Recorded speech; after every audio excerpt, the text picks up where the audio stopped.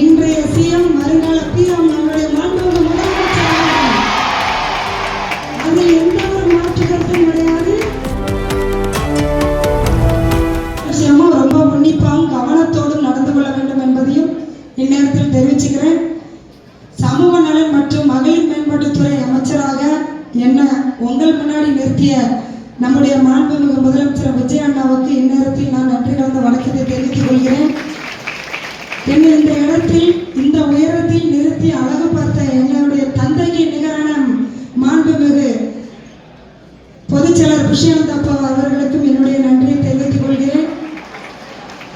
அது மட்டும் இல்லாம இந்த இடத்துல உங்க முன்னாடி பேசுறதுக்கும் என்னுடைய தொகுதியில் என்னுடைய மக்களுக்கு நல்லது செய்யறதுக்கும் தமிழ்நாட்டு மக்களுக்கு நல்லது செய்ய ஒரு வாய்ப்புக்கு என்ன அந்த உயரத்தில் கொண்டு நிற்க எனக்கு பக்கபலமா இருந்த என்னுடைய ராஜபாளைய தொகுதி மக்களுக்கு இந்நேரத்தில் என்னுடைய நெஞ்சார்ந்த நன்றி பாதம் தொட்டு காணிக்கையாக்கிறேன்.